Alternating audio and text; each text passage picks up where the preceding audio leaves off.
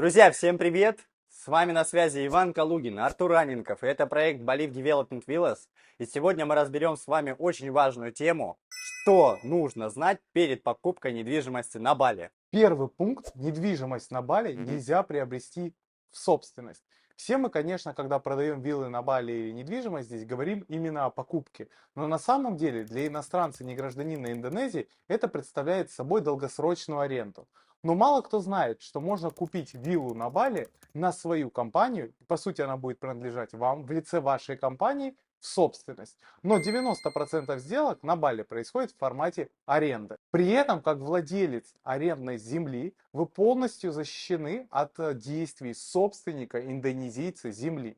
Этот договор полностью лишает его возможности приходить, когда ему потребуется, расторгать его, если он оформлен правильно. Поэтому бояться долгосрочной аренды на Бали не стоит. В дополнение хочу сказать, что у нас вышло большое видео о форматах покупки земли, leasehold, freehold, которое рекомендую перейти к нам на канал и посмотреть, чтобы более глубоко разбираться в данном вопросе. Обязательно ли находиться на Бали для того, чтобы приобрести недвижимость? Нет, не обязательно. На самом деле это происходит очень просто. Для этого вам нужно доверенное лицо на Бали, ваш какой-то представитель, либо просто друг знакомый, который сможет, как ваш представитель, прийти на оформление сделки по покупке недвижимости или земли, вне зависимости от того, где вы находитесь. Потому как все основные документы, весь пакет документов вам в любом случае будет передан в оригинальном формате, либо отправлен по почте, либо когда вы прилетаете на Бали, вам просто его вручат в руки, и никаких проблем с этим не возникает. У нас большое количество сделок с инвесторами происходит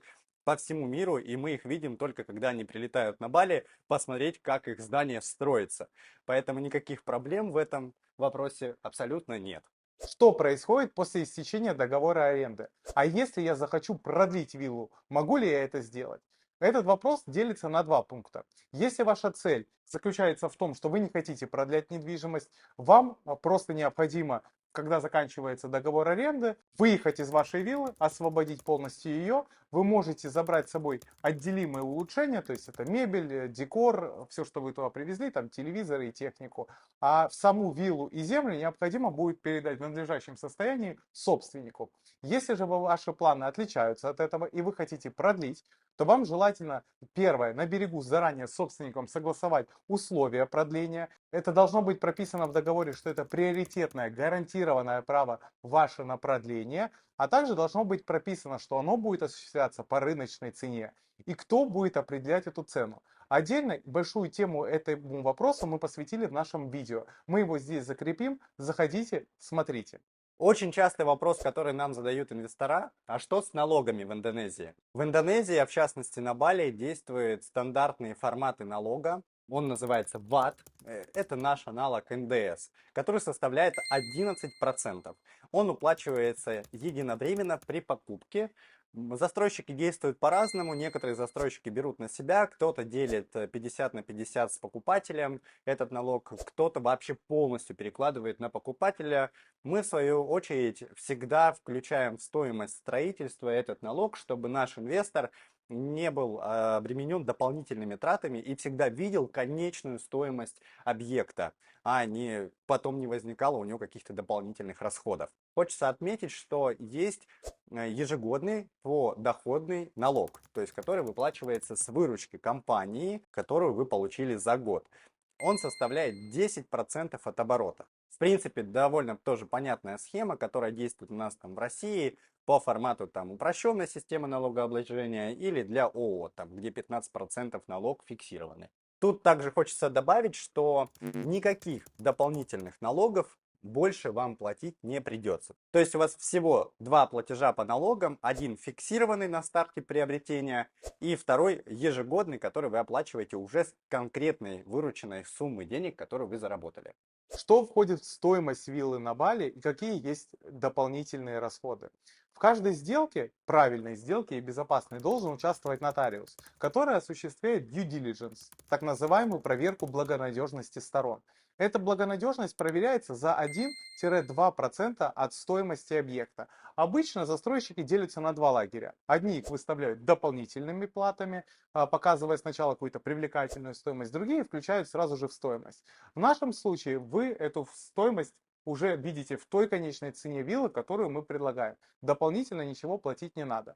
На этом этапе проверяются все необходимые документы правообладания землей, легитимность обладания землей, наличие одного сертификата, отсутствие копий сертификата и прочие разные пункты. Чтобы рассчитать стоимость комиссии, вам необходимо определиться со способом, которым вы будете осуществлять перевод. У нас есть отдельное видео, вы можете посмотреть, там есть также информация актуальная по комиссиям. Как сдавать виллу, если вы находитесь не на Бали? Для этого вам понадобится управляющая компания, которая возьмет все процессы операционного управления виллой на себя. Это уборка виллы, это ее обслуживание, это заселение гостей, это выселение гостей, это работа с возражениями и просьбами клиентов, это работа на отзывы, это наработка клиентской базы и повышение сервисного качества обслуживания и возможности возврата гостей. За эту услугу управляющие компании на Бали берут от 10 до 20-25% в зависимости от каждой управляющей компании. Также мы рекомендуем вам обращать внимание только на проверенные управляющие компании, у которых уже есть наработанный опыт на Airbnb или на Booking.com как минимум 2-3 года, а также большое количество отзывов, по которым вы можете оценить, не какие-то ли это дилетанты, которые могут просто заставить вашу виллу простаивать и не приносить вам доход. Следующий вопрос, который интересует наших инвесторов, это какие есть расходы при эксплуатации виллы. На самом деле расходов не так много, да, то есть часть расходов мы уже обозначили, это управляющая компания, в среднем 10-25%, ну в нашем случае наша управляющая компания берет всего 12% за управление виллами. И плюс расходы по налогам, которые обязательно необходимо тоже учитывать, 10% налога с выручки. Тут добавляются дополнительные расходы, которые составляют в среднем $270 в месяц, если это односпальная, двуспальная вилла. Что включает в себя эти расходы? Это уборка 3 раза в неделю, это электричество, это интернет, ну и какие-то мелкие расходы, возможно, там докупить какие-то элементы декора, либо еще что-то в зависимости от расхода и амортизации самой виллы и сколько ей лет. Да? То есть на виллах 2-3 годовалой свежести обычно эти расходы составляют как раз-таки $250-270 в месяц. Могу ли я открыть банковский счет на Бали?